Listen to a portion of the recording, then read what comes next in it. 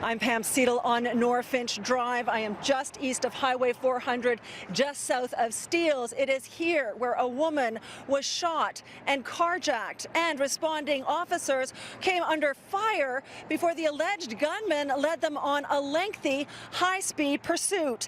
Tammy Sutherland now with how the chaos that erupted here actually began to unfold a short distance from here a few hours earlier. It started with what first appeared to be an unrelated shooting overnight near Keele and Finch. But police now allege the suspect arrested in Orillia this morning fired a shot at his own brother at a home on Hertzberg Gardens just after 2 a.m. No one was injured, but police say it led the shooter on a mission to escape by trying to steal vehicles 4 separate times. My foreman was here, and he was just getting out of his vehicle when he noticed someone trying to climb the fence. Bruno Perez runs an automotive business on Norfinch near Steeles, where the third carjacking attempt happened. His foreman says he was approached by a man armed with a gun.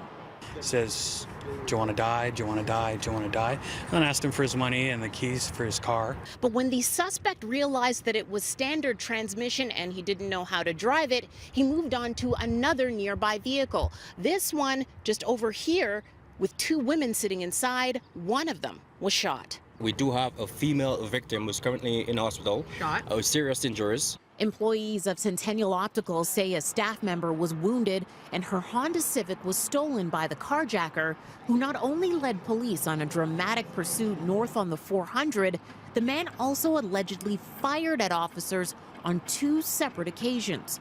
No one was hit, but witnesses say about 40 cruisers took part in the chase. He was like so crazy. He passed us like from the right, and there was a Dodge Journey OPP car behind him.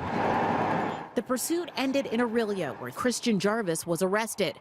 The OPP's K9 unit found a firearm in a wooded area near Highway 11 and Memorial Avenue. That's where the suspect vehicle was stopped. It's never a good day whenever people are shooting at my officers, so I'm a little bit concerned about the gunplay of anyone at any time in the city, but especially when you're shooting at law enforcement. That raises the bar quite a bit. Police are asking anyone who may have seen what happened here in this parking lot or along this 400 pursuit to give them a call. Also, if your vehicle was damaged as part of this pursuit, they're asking you to call the OPP as well as 31 Division to report it. On Norfinch, Tammy Sutherland, City News. Now, police don't even like to call this a pursuit. They call it a tactical following and say it was extremely successful. Nonetheless, they are facing some criticism today for some of the collateral damage that was done during the chase.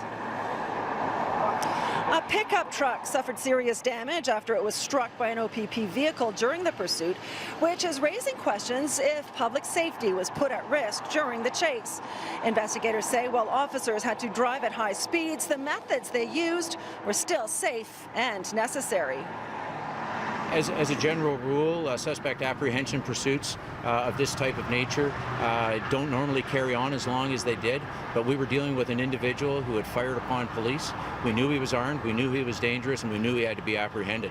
I can tell you that we're going up above 100 kilometers an hour, but I can't talk to the exact speeds that we're doing at any certain times. I can tell you that at all times, my officers and myself felt that the tactical following was done in a safe manner, and it did end up in a safe apprehension of the person. Now, Toronto police say it was a piece of equipment that they do not have available to their officers that allowed authorities to bring to an end a chase that one veteran of the service described as a first for the force. It's the longest pursuit that I'm aware of that any one of the Toronto police officers have been in. This is almost a 150-kilometer pursuit.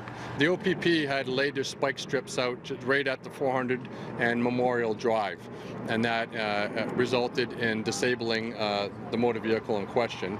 And then as a result, and the OPP laid that out. Yeah, it's theirs. So Toronto police don't carry them at all? Well, not in our divisional car, but we don't here as an operational divisional unit. The spike belt was absolutely instrumental. Now, Christian Jarvis is the suspect. Police say he showed absolutely no remorse when he was arrested, was in fact angry and belligerent. They say he will face, quote, a cascade of charges, but they don't even know how many yet. We also don't have an update on the condition of the woman who was shot, only that she is still in very serious condition.